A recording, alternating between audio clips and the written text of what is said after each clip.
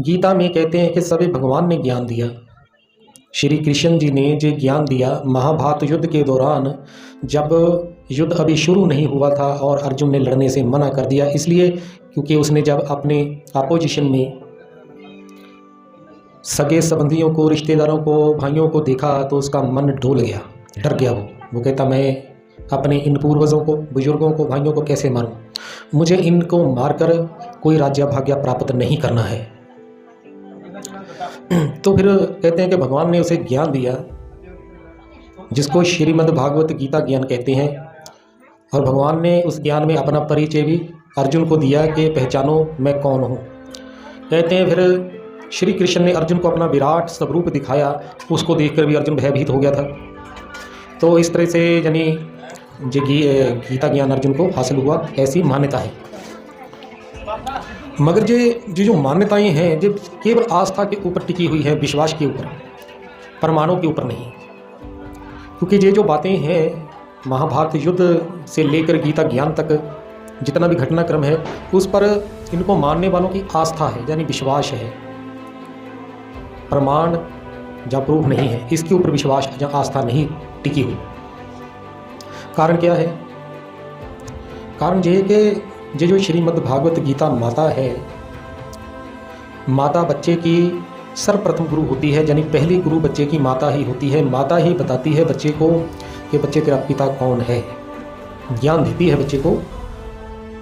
जो वो ज्ञान देती है, तोतली भाषा सिखाती है बच्चे को, बस इतना ही ज्ञान दे पाती है कि ये तेरा पिता है। माता पहली गुरु है, मगर अधूरी है। अधूरी इसलिए है कि बच्चे को वो पूर्ण ज्ञान तो दे भी नहीं सकती, क्योंकि बच्चा छोटा सा क्या ज्ञान की बातें समझेगा। वो तो केवल तुतलाना सीखता है, माँ की लोरियाँ सुनता है। तो फिर पिता बच्चे का दूसरा गुरु है, मगर पूर्ण गुरु है। तो तराजू के दोनों पलड़े भारी एक बराबर हैं। माँ का पलड़ा, पिता का पलड़ा एक बराबर कैसे हैं? माँ अधूरी गुरु है, पूर्ण गुरु नहीं है माँ, मगर पहली गुरु है।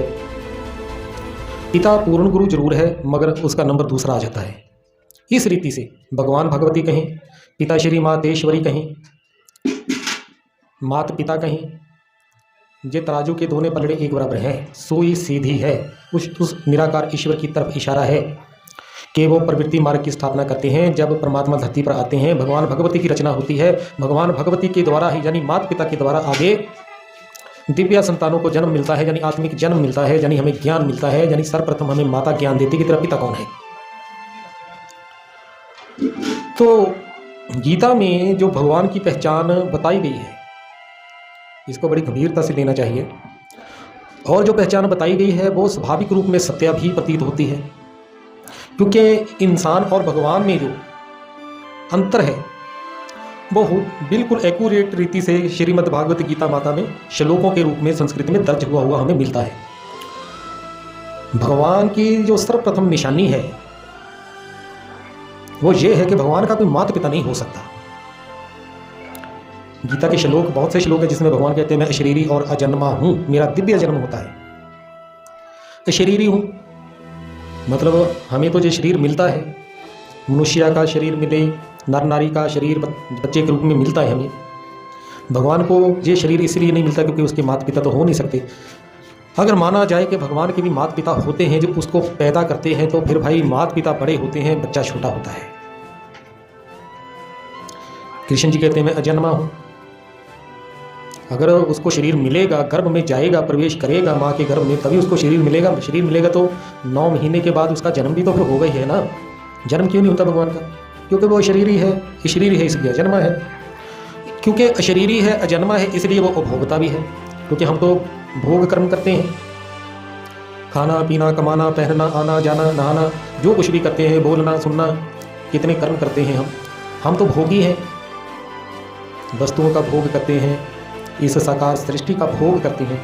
तो भगवान क्योंकि अशरीरी हैं, इसलिए शरीर के द्वारा वो इन भोग के कार्यों में सम्मिलित नहीं रहते, कर ही नहीं सकते। कर्मातीत हैं, हम तो कर्म करते हैं, पार्थिव कर्म करते हैं हम, भगवान नहीं करते ऐसे, क्योंकि उनका शरीर ही नहीं है। फिर भगवान कौन है? भगवान एक जगती ज्योत, एक आत्मा, सोल, चेतना, इसको भगवान कहते हैं। परम पिता, हमारी आत्माओं का पिता, शरीरों का नहीं। हमारी आत्माओं का पिता जो है उसको शिव कहते हैं, सदा शिव।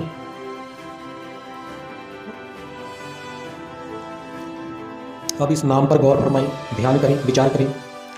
शिव है एक आत्मा का नाम, वो तो है, ठीक है, इसके आगे सदा क्यों लगा दिया? सदा शिव, परम पिता का नाम, निराकार का नाम क्या है? निरंकार का सदा शिव। जैसे जब कहते हैं कि सत्या नाम, कहते भगवान का नाम सत्य है, बाकी सब कुछ झूठ है। क्योंकि आत्मा अजर अमर अविनाशी है, चेतन है, कभी बनी नहीं इसलिए कभी मिटेगी नहीं, यानी मरेगी नहीं इसलिए अमर है। इसलिए उसको मिला हुआ नाम भी अमर है, सदा ही है, बदलता नहीं है। मनुष्य को नाम मिलते हैं उसके शरीर के आधार पर। अगर वो मर्द का चोला लेकर पैदा हुआ है तो मर्दवाचक नाम मिलते हैं, स्त्री चोला लेकर पैदा हुआ है बच्चे के रूप में तो उसी रीति से उसको नाम मिलते हैं। तो ये जो नाम मिलता है वो भी आगे की आगे बड़ी कंडीशनों के आधार पर होता है। बच्चा किस घराने में जन्म लिया है, किस गोत्र में जन्म लिया है, किस धर्म में जन्म लिया है, उस आधार पर उसका नाम पड़ता है। तो ये नाम क्योंकि एक शरीर को दिया जाता है इसलिए ये नाम इसके शरीर के साथ ख़त्म भी हो जाता है। इसलिए इंसान का नाम सदा नहीं रहता। हम कहते भी हैं कि फलाना गुजर गया या मर गया, मगर हम ये नहीं कभी कहते कि भगवान भी गुजर गया या मर गया। मगर भागवत में और रामायण में क्या बताया गया है कि राम जी भी गुजर गए, कहते जल समाधि ले ली, और कृष्ण जी भी गुजर गए, कहते एक बहेलिये ने उनके पाँव में तीर मारा और उन्होंने प्राण त्याग दिए। तो फिर भगवान तो भाई अमर है, अमर पिता, अमरनाथ कह देते हैं भगवान को। तो गीता में ये आता है कि मैं दिव्य जन्म लेता हूँ। दिव्य जन्म कैसा होता है? भगवान गर्भ के द्वारा तो जन्म नहीं लेते, तो पर काया प्रवेश कर जाते हैं, जिसको अवतरित करना कहते हैं, अवतरित होना कहते हैं, अवतरण कहते हैं। अवतरण का ही एक नाम जनित से बना है अवतार। अवतरण का मतलब होता है उतरना। भगवान सचखंड जहाँ शांति धाम के रहने वाले हैं, आत्माओं के देश के, वहाँ से वे उतरते हैं, ना कि जन्म लेते हैं। सीधा एक अनुभवी शरीर में प्रवेश कर जाते हैं और तब भगवान का पाठ शुरू होता है, सतगुरु का पाठ। मुस्लिम धर्म में कहा भी जाता है कि आदम को खुदा मत कहो, आदम खुदा नहीं है, मगर खुदा का नूर भी आदम से जुदा नहीं है। भी ये तो एक देहधारी इंसान है, इसको खुदा ना कहें, भगवान ना माने, मगर वो जो खुदा का नूर है, यानी वो खुदा जो आत्मा है, वो इस शरीर में आई हुई है, उतरी हुई है, उसको इससे जुदा भी ना माने। यानी शरीर एक है, आत्माएं दो दो हैं। इसलिए शंकर के माथे पर बिल्कुल बीच में जो नेत्र बना होता है वो बेशक होता शंकर के माथे पर है, फिर भी उसको शंकर नेत्र नहीं बोलते, शिव नेत्र बोलते हैं। क्योंकि शिव शंकर के शरीर के द्वारा सतगुरु का पाठ प्ले करते हैं, आदिनाथ का, आदि गुरु का, जगत गुरु का, जगत पिता का, सत्य राम का, निराकार राम का, महाविष्णु का, महानारायण का, अमरनाथ का, अमर पिता का, ओमकारनाथ का, ओमकारा का, ओमनी प्रेजेंट का, कितने नाम रख दिए हमने एक सतगुरु के, प्रजापिता का, सनत कुमार का। शिव शंकर के द्वारा ये पाठ प्ले करते हैं। कहते ना सर्व संबंध एक के संग। भगवान को आप जिस रीति से भी अपने साथ जोड़ना चाहते हैं, रिश्ता बनाना चाहते हैं, बना सकते हैं। किसके साथ रिश्ता स्थापित कर सकते हैं हम? सकार रीति से, सतगुरु के साथ, यानी परम पिता, परमात्मा, शिव शंकर भोलेनाथ के साथ सर्व संबंध आपके स्थापित होते हैं। चाहे आप उसको अपना पति मान लें, चाहे पिता मान लें, माता मान लें, भाई मान लें, दोस्त मान लें, अपना बच्चा मान लें, बस एक रिश्ता बनाना जरूरी होता है। जो भी आपको सहज सुलभ लगे भगवान से रिश्ता बनाएं, उसको पहचानें वो है कौन। हम उसको अपना पिता क्यों मानते हैं? पिता और बच्चे का तो संबंध बहुत नज़दीकी का होता है। पिता बच्चे को पैदा करता है, उसको पालता है, पढ़ाता है, खिलाता है, घुमाता है, बड़ा करता है, उसको प्रॉपर्टी देता है, फिर कहीं जाकर वो बच्चे का पिता कहलाता है। तो जो परम पिता है तो उसका संबंध भी तो पिता और बच्चे वाला तो बनाई गई ना। वो हमें प्रॉपर्टी भी देगा, पढ़ाई लिखाई भी कराएगा, आत्मिक जन्म भी देगा। तो परम पिता परम ब्रह्म के रूप में हमारे सामने होता है, साकार रूप में। वैसे कह देते हैं कि भगवान निराकार है। निराकार तो वो है, मगर उस रूप में वो हमारे लिए कुछ नहीं कर सकता जब तक कि वो साकार शरीर में अवतरित ना हो, अवतार ना ले। तो शास्त्रों में आता भी है गुरुर् ब्रह्मा गुरुर् विष्णु गुरुर् देवो महेश्वर गुरु साक्षात परम ब्रह्म तस्मै श्री गुरुवे नमः। गुरुर् ब्रह्मा, ब्रह्मा माँ, ब्रह्म मतलब बड़ा विशाल अनंत। कहते हैं कि ब्रह्मा के द्वारा शिव दुनिया की सृजना करते हैं, पैदा करते हैं। ब्रह्मा का मतलब होता है बड़ी माँ, माँ के द्वारा हमें आत्मिक जन्म मिलता है, तो वो पहली गुरु। इसलिए गुरुर् ब्रह्मा गुरुर् विष्णु, जो संपूर्ण हो जाता है ब्रह्मा ज्ञान लेने के बाद, भगवान के समान हो जाता है, तो उसको विष्णु की पदवी मिलती है। दूसरा गुरु कौन है? विष्णु। गुरुर् देवो महेश्वर, महान ईश, महेश्वर। ईश मतलब शासन करता। गुरुर् ब्रह्मा गुरुर् विष्णु गुरुर् देवो महेश्वर गुरु साक्षात परम ब्रह्म। महेश्वर क्या है? परम ब्रह्म, यानी शंकर क्या है? आदिनाथ आदिदेव ओंकार नाथ। ओंकारा क्या है? परम ब्रह्म। वो परम ब्रह्म है जिसमें शिव आया हुआ है, इसलिए शिव का नाम शंकर के साथ जुड़ गया। शिव शंकर कह देते हैं, शिव ब्रह्मा, शिव विष्णु, शिव कृष्ण, शिव राम, शिव नारायण ऐसा नहीं कहते। ये एक पिता, परम पिता को और परम आत्मा को मिले हुए अनंत नाम है। अल्लाह, खुदा, गॉड, जिहोवा, राम, ये सब उस एक पिता को मिले हुए नाम है। मनुष्य ने अपनी अपनी मत बुद्ध के अनुसार भगवान के हजारों नाम भी लिखे और भगवान की हजारों कथाएं भी लिखी, मगर सत्य एक होता है, हजारों नहीं होते। तो जब परम पिता धरती पर आते हैं परम ब्रह्म के रूप में, सतगुरु के रूप में, तो हम नर नारियों को, कलयुगी नर नारियों को वो देवी देवता सम बनाते हैं। यानी हमें दिव्य बुद्धि, दिव्य ज्ञान देकर, दिव्य बुद्धि बनाकर हमें देवी देवता बनाते हैं। दिव्य ज्ञान यानी सत्य ज्ञान लेने से हम क्या हो जाते हैं? सत्यनिष्ठ हो जाते हैं, सत्यवादी हो जाते हैं, खालिस हो जाते हैं, पवित्र हो जाते हैं। यानी फिर क्या बन जाते हैं हम? नर नारी से देवी देवता। पावन वाणी भी कहती है, बलिहारी गुर अपने त्योहारी सतबार, जिन मानस से देवते किए करत ना लागे बात। अब वाणी के इस श्लोक का अर्थ क्या है? कहते हैं बलिहारी गुर अपने त्योहारी सतबार। इसका भाव अर्थ है कि मैं अपने गुरु के ऊपर बारे बारे बलिहारे जाऊं, एक दिन में, एक दिहाड़ी में 100 बार। जिन मानस से देवते किए, जिसने हम नर नारियों को, मानसों को देवी देवता बनाया, करत ना लागी बार। उसको ऐसा करने में बार बार प्रयत्न नहीं करना पड़ा, वो एक बार ही धरती पर आया, उसने हमें ज्ञान सुनाया, नर नारियों से हमें देवी देवता बनाया, कलयुग का विनाश करके सतयुग की स्थापना करके वहां हमें छोड़कर चला गया। सतगुरु का जे कार्य है, जब वो धरती पर आता है तो पूरे जगत का भला करता है। पावन वाणी इस पर भी कहती है कि नानक नाम चढ़ती कला तेरे भाणे सर्वत का भला।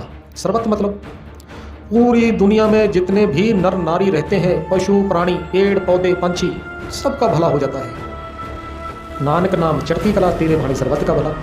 ऐसा नहीं लिखा नानक नाम चढ़ती कला तेरे भाणे पंजाबियों का भला या सिखों का भला, क्योंकि जो सतगुरु होता है वो सभी का ही सतगुरु है। फिर चाहे कोई अपने आप को सिख कहता है, हिंदू कहता है, मुसलमान कहता है, ईसाई है, यहूदी है, पारसी, जैनी, बौद्धी, आस्तिक, नास्तिक, जो भी है, सबका एक ही सतगुरु होता है। क्योंकि सत्य एक होता है, इसलिए सतगुरु भी एक ही होता है। सतगुरु 2 या 3 या 4 या 10 तो हो नहीं सकते। तो उस सतगुरु की खोज करनी है जिसमें शिव अवतरित हुआ है।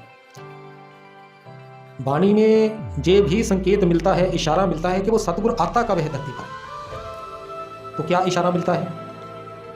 पावन वाणी कहती है कि आद अंत एक अवतारा, सोई गुरु समझो हमारा। जब कलयुग का अंतिम समय चल रहा होता है और सतयुग का आद का समय चल रहा होता है, यानी मध्य युग, यानी बेहद में समय का अमृत बेला, जब अज्ञानता की कलयुगी घोर अंधेरी रात्रि छटने का समय होता है और ज्ञान सूर्य सुबह के रूप में चढ़ने का समय होता है, उस बीच के समय में अवतार होता है, यानी अवतरित होता है, भगवान उतरता है पूरे जगत का भला करने के लिए। तो अब आप विचार करें, अपने अपने विचारों के घोड़े दौड़ाएं, जरा समाज पर दृष्टि डालें। ये लगता नहीं है कि दुनिया में कितना पाप, अपराध, लड़ाई झगड़े, हिंसा बढ़ चुका है, कितनी अशांति है, कितना बेगानापन, अकेलापन है। ऐसे लगता है जैसे हर इंसान में शैतान घुस गया है। सब स्वार्थी हो गए सिरे के। एक परिवार में 4 लोग अगर हैं तो वो भी इकट्ठे नहीं हैं, अड़ोस पड़ोस या समाज वालों की तो बात ही छोड़ो। कोई मर रहा है तो मर रहा है, कोई भूखा है तो भूखा बैठा है, कोई लाचार बेबस किसी और तरह से परेशान है तो वैसे ही बैठा है, कोई किसी को पूछने वाला नहीं है। तो जब हवा पानी और भोजन प्रदूषित हो गया है, महंगाई बढ़ गई है, बेरोजगारी बढ़ गई है, बेतहाशा आबादी बढ़ गई है दुनिया की, साइंस वालों ने एटॉमिक बम बना लिए, बड़ी बड़ी फौजें तैयार कर ली, मारू हथियार बना लिए, एक तरह से ये दुनिया बारूद के ढेर पर बैठी है। क्या लगता नहीं है कि यही है कलयुग का अंतिम समय जो वर्तमान समय में चल रहा है? तो जो लोग ये कहते हैं कि दुनिया में इतना पाप, भ्रष्टाचार, लड़ाई झगड़े, हिंसा हो रहा है, इतने लोग दुखी हैं, तो भगवान क्या कर रहा है? क्या उसको तरस नहीं आता? वो हम सबका भला क्यों नहीं कर देता? इन दुखों से हमें छुड़ा क्यों नहीं देता? इसकी भी एक रीति है। भगवान आकर कोई चमत्कार थोड़ी करेगा कि लो मैं आ गया, अब आप सबको मैं सुखी कर दूंगा।